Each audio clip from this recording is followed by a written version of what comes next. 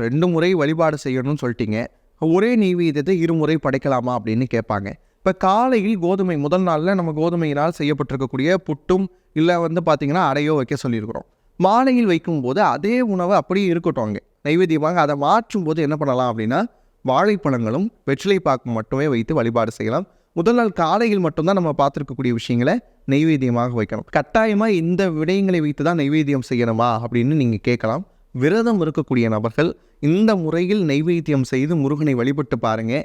அடுத்த ஆண்டுக்குள்ளே நிச்சயமாக நீங்கள் என்ன கேட்குறீங்களோ நல்ல விடயங்களை முருகன் கட்டாயமாக நிறைவேற்றி கொடுப்பார். உன்னை ஒழிய ஒருவரையும் நம்புகிறேன் அப்படின்னு சொல்லி நக்கீரர் சொல்லியிருக்கக்கூடியது நம்ம டிஸ்கிரிப்ஷன் பாக்ஸில் அதை கொடுத்துடலாம். அந்த மந்திரத்தை கண்டிப்பாக சொல்லணும்.